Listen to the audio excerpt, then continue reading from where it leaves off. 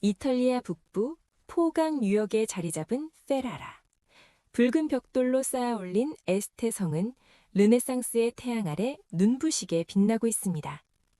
15세기 말에서 16세기 초, 이곳은 유럽에서 가장 세련된 궁정 중 하나였습니다.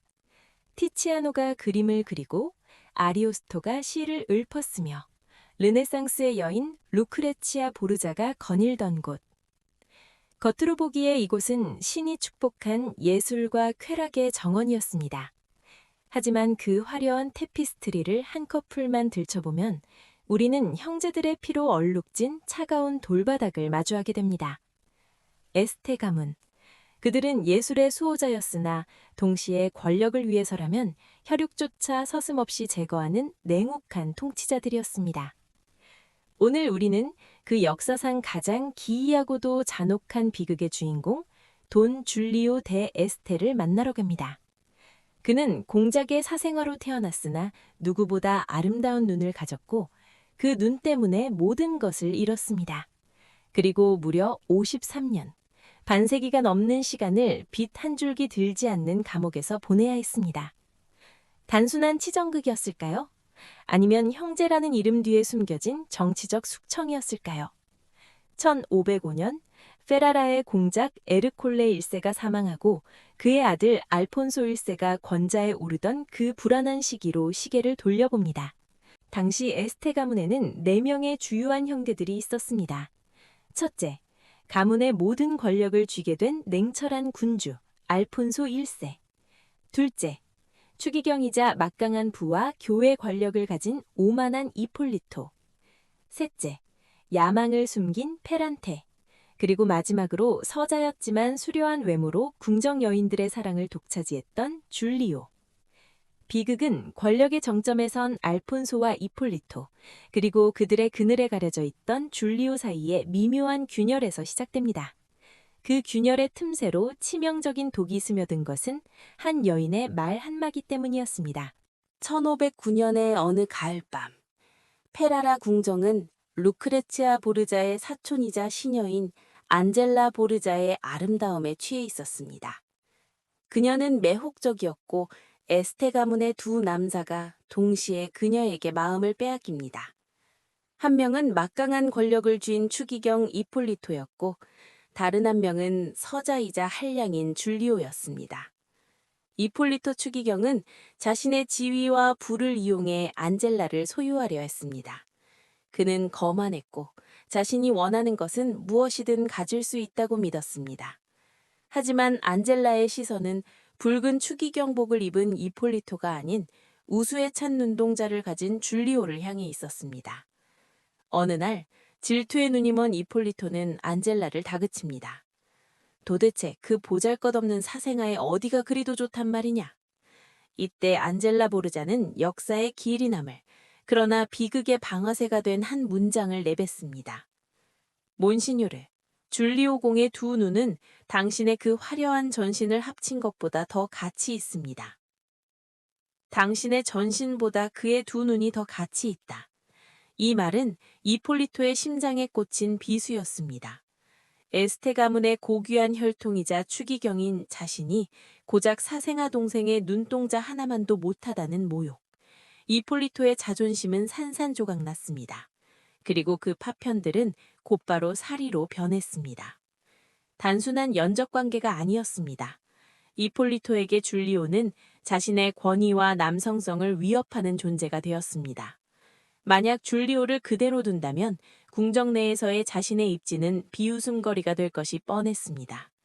이폴리토는 결심합니다. 안젤라가 그토록 사랑한다는 그 눈, 바로 그 눈을 파괴해버리기로 말이죠. 1505년의 11월 3일, 줄리오는 사냥을 다녀오던 길에 벨리가르도 근처의 한적한 숲길을 지나고 있었습니다. 그는 안젤라와의 미래를 꿈꾸고 있었을지도 모릅니다. 하지만 숲의 그림자 속에는 이폴리토가 보낸 자객들이 숨죽여 기다리고 있었습니다. 이폴리토 추기경은 하인들에게 명확한 지시를 내렸습니다. 죽이지는 마라. 다만 그가 자랑하는 그 두 눈을 가져와라. 그들은 줄리오를 말에서 끌어내렸습니다. 줄리오는 형의 이름을 부르며 자비를 구했을지도 모릅니다. 하지만 이폴리토는 그 현장에 서서 혹은 멀지 않은 곳에서 그 잔혹한 형벌을 지켜보았습니다. 차가운 쇠꼬챙이가 줄리오의 아름다운 눈을 향해 들이닥쳤습니다. 르네상스의 화려한 의복은 순식간에 붉은 피로 물들었습니다. 그것은 단순한 폭력이 아니라 일종의 의식이었습니다. 안젤라 보르자가 찬양했던 아름다움을 물리적으로 제거함으로써 이폴리토는 자신의 권력을 과시하고 모욕을 씻어내려 했던 것입니다. 기적적으로 혹은 자객의 손이 떨려서였을까요? 줄리오는 목숨을 건졌을 뿐만 아니라 한쪽 눈의 시력을 희미하게 남아 회복했습니다. 하지만 그의 영혼에는 씻을 수 없는 흉터가 남았습니다. 더욱 충격적인 것은 그 이후의 일입니다. 형이자 공작인 알폰소 1세의 태도였습니다. 알폰소는 동생이 당한 끔찍한 신체 훼손을 보고도 가해자인 이폴리토를 처벌하지 않았습니다. 이폴리토는 교황청과 연결된 강력한 정치적 자산이었기 때문입니다. 알폰소는 정치적 이득을 위해 정의를 묵살하고 피해자인 줄리오에게 침묵을 강요했습니다. 이 순간 줄리오의 마음속에서 형제애는 완전히 소멸했습니다. 남은 것은 오직 하나, 뼈에 사무치는 증오와 복수심뿐이었습니다. 눈에 붕대를 감은 채 어둠 속에 웅크린 줄리오. 그의 곁으로 또 다른 그림자가 다가옵니다. 바로 셋째 형제인 페란테였습니다. 페란테 역시 알폰소와 이폴리토의 권력 독점에 불만이었습니다. 그는 줄리오의 분노를 이용해 자신이 공작의 자리에 오를 야망을 품습니다. 1506년 두 형제는 치명적인 음모를 꾸밉니다. 목표는 단순하고 명확했습니다. 공작 알폰소 1세와 추기경 이폴리토를 모두 암살하고 페라라의 주인을 바꾸는 것. 그들은 독약을 구하고 자객을 모집했습니다. 루크레치아 보르자의 침실 근처에서 어두운 올목에서 암살의 기회는 몇 번이나 있었습니다. 줄리오는 이폴리토의 심장에 칼을 꽂는 상상을 하며 고통을 달랬습니다. 하지만 에스테 가문의 정보망은 거미줄처럼 촘촘했습니다. 알폰소와 이폴리토는 이미 냄새를 맡고 있었습니다. 음모에 가담했던 하인들이 고문 못 이겨 자백하기 시작하고 형제들의 계획은 실행 직전에 발각되고 맙니다. 페란테는 알폰소의 발 앞에 끌려와 무릎을 꿇었고 만토바로 도망쳤던 줄리오 역시 루크레치아 보르자의 남편인 프란체스코 곤자가에 의해 체포되어 페라라로 압송됩니다. 알폰소 1세는 분노했습니다. 이것은 단순한 형제 싸움이 아니라 국가 전복 시도, 즉 반역이었습니다. 르네상스의 군주는 자비롭지 않았습니다.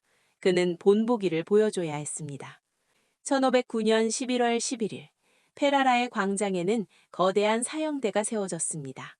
군중들은 숨을 죽이고 지켜보았습니다. 한때 궁정의 꽃이었던 두 왕자가 이제는 죄수가 되어 단두대 앞에 섰습니다. 사형 집행장이 도끼를 들어올릴 그 순간 극적인 전령이 도착합니다. 공작 편하의 명이다. 사형을 면하고 종신형에 처한다. 그것은 자비였을까요? 아니면 죽음보다 더한 고통을 주기 위한 계산이었을까요? 알폰소는 형제들을 죽여 형제 살해자라는 오명을 쓰는 대신 그들을 세상에서 지워버리는 방법을 택했습니다. 줄리오와 페런테는 에스테성의 가장 깊고 어두운 탑, 토레 데이 레오니에 갇혔습니다. 창문은 벽돌로 막혔고 세상과의 모든 소통은 단절되었습니다. 이제부터 진정한 공포가 시작됩니다. 하루가 지나고 한 달이 지나고 1년이 지났습니다. 좁은 감방 안에서 줄리오는 무엇을 생각했을까요? 자신의 눈을 앗아간 이폴리토에 대한 증오, 자신을 배신한 안젤라에 대한 원망, 아니면 실패한 복수에 대한 후회. 시간은 잔인하게 흘렀습니다. 1520년, 공모자였던 형제 페란테가 감옥 안에서 사망합니다. 그는 14년의 수감 생활 끝에 51세의 나이로 쓸쓸히 눈을 감습니다. 이제 줄리오는 그 어둠 속에 홀로 남겨졌습니다. 바깥 세상은 격변하고 있었습니다.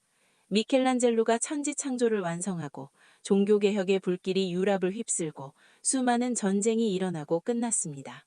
그의 원수였던 이폴리토 추기경도 1520년에 죽었고 그를 가둔 알폰소 1세도 1334년에 사망했습니다. 심지어 그 다음 때의 공작도 세상을 떠났습니다. 하지만 줄리오의 감옥문은 열리지 않았습니다. 권력자들은 그를 잊었거나 혹은 살아있는 유령이 밖으로 나와 가문의 치부를 드러내는 것을 두려워했을지도 모릅니다. 줄리오는 잊어버린 존재, 페라라 성의 벽돌 속에 박제된 살아있는 화석이 되었습니다. 53년 후 이방인이 된 유령. 1559년 알폰소 1세의 손자인 알폰소 2세가 즉위했을 때 누군가 탑 속에 갇혀 있는 늙은 죄수의 존재를 기억해냈습니다. 감옥문이 열렸을 때 그곳에는 백발이 성성하고 허리가 굽은 51세의 노인이 서 있었습니다. 그는 무려 53년을 감옥에 있었습니다. 20대의 혈기왕성했던 청년은 이제 죽음을 앞둔 노인이 되어 세상 밖으로 나왔습니다.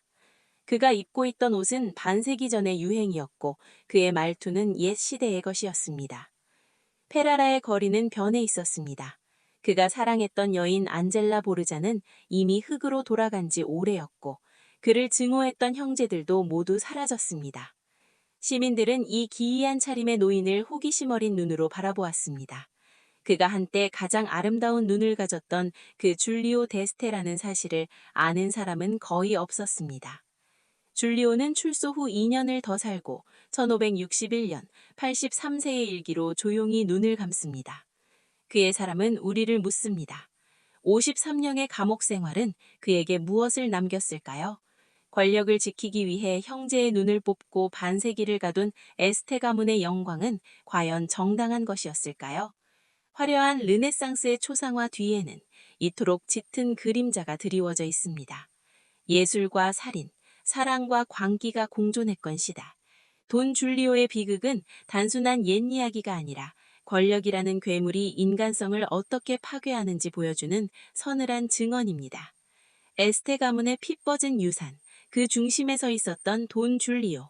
이제 그는 페라라의 흙 속에서 비로소 감옥 없는 영원한 잠을 청하고 있습니다. 지금까지 에스테 가문의 피 뻗은 유산이었습니다.